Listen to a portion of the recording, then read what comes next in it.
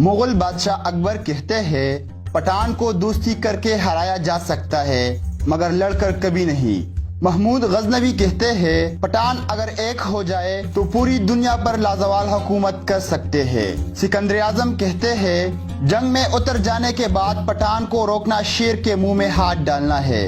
افغان، پٹھان، پختون ایک نسلی گروہ ہے جو زیادہ تر پاکستان اور افغانستان میں آباد ہے۔ اکثریتی زبان پشتو ہے، اردو اور انگریزی کو بطور دوم زبان استعمال کرتے ہیں۔ پٹھان دنیا کے ہر خطے میں آباد ہے۔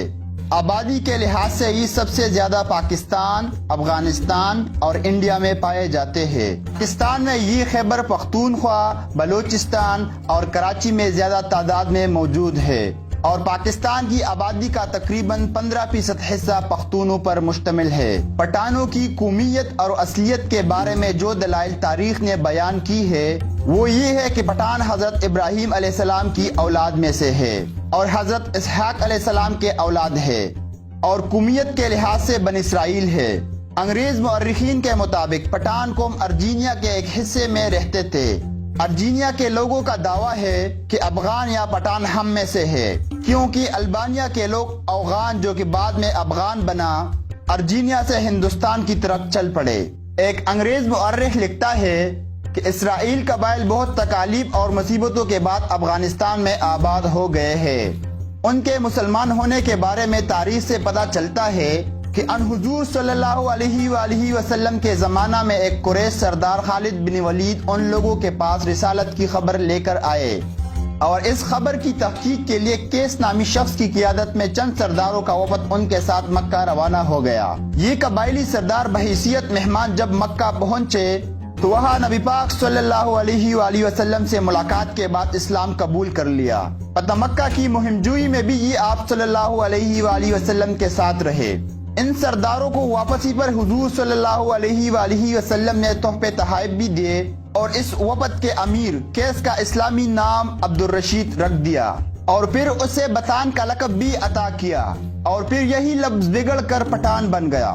کیس عبد الرشید افغان قوم کے جد اول ہے۔ کیس عبد الرشید نے حضرت خالد بن ولید کی بیٹی سے شادی کر لی تھی جس سے ان کے 3 بیٹے تھے، سٹرا بن، بیٹن، غورغشت۔ سٹرا بن کی اولاد بڑھ کر غورخیل اور خشی کے نام سے 2 بڑے قبائل بن گئے۔ خشی بعد میں گلیانی، یوسف زئی، ترکلانی اور محمد زئی میں تقسیم ہوئے۔ افغان متعدد قبائل کا مجموعہ ہے جن کا جد امجد اعلیٰ ایک ہے، مثلاً عبدالی، بنگش، غوری، یوسف زئی، منگل، کاکڑ، وردی، وزیری، محسود، بنوسیان، افریدی، تنولی، دلزاق، خٹک، مومن، غورغشت، نیازی وغیرہ وغیرہ۔ ان قبائل کی ہزارہ شاخیں ہیں اور پھر ان شاخوں کی ذیلی شاخیں جو اشخاص یا علاقے سے منسوب کی گئی ہے۔ تمام پشتون مسلمان ہے اور ان کی اکثریت سنی اور حنفی فقہ سے تعلق رکھتی ہے، البتہ ایک قلیل تعداد شیعہ بھی ہے۔ پشتو زبان کی ادبی اصناف پاک و ہند کی دوسری زبانوں سے ملتی جلتی ہے۔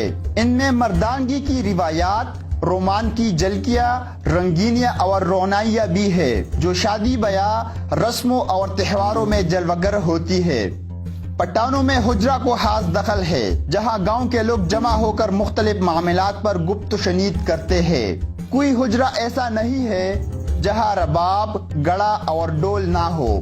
ہر پٹھان دل و جان سے موسیقی کا دلدادہ ہوتا ہے۔ پٹھانوں میں جو ناچ مروج ہے وہ زیادہ تر ملی ناچ ہے۔ ان میں بہت سے افراد ایک دائرے میں رقص کرتے ہیں جس کے بیچ میں عموماً ڈول بجانے والے ہوتے ہیں۔ یہ بنگڑا سے ملتے جلتے ہیں۔ بعض رقص میں نوجوان تلواروں کے ساتھ رقص کرتے ہیں اور بعض رقصوں میں رومال استعمال کرتے ہیں۔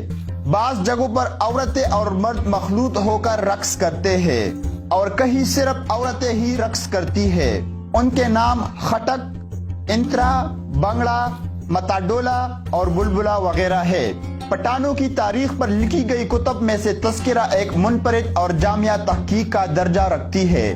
خان روشن خان نے اس کا پہلا ایڈیشن 1980 میں شائع کیا تھا۔ یہ کتاب بعد ازاں پٹھانوں میں بے حد مقبول ہوئی۔ جس سے معلوم ہوا کہ پٹھان بن اسرائیل سے تعلق رکھتے ہیں اور ان کے آباء و اجداد اسلام پسند تھے۔ ان تحقیق کے مطابق امہات المومنین میں حضرت صفیہ رضی اللہ عنہا بھی پٹھان قوم سے تعلق رکھتی تھی۔ یہودیت سے عیسائیت اور پھر دینی محمدی صلی اللہ علیہ وآلہ وسلم تک ایمان کا سفر کرنے والی اس شجاع، حریت پسند اور حق گو قوم نے صدیوں تک اپنی شناخت پر آنچ نہیں آنے دی۔ ناظرین، آپ کو یہ بھی بتاتا چلوں کہ مشہور صوفیہ کرام حضرت دادا گنج بخش اور لال شہباز قلندر بھی افغان تھے۔ امید کرتا ہوں آپ کو ہماری یہ ویڈیو پسند آئی ہوگی۔ مزید اس طرح کی ویڈیو کے لیے ہمارا چینل سبسکرائب کیجیے۔ شکریہ۔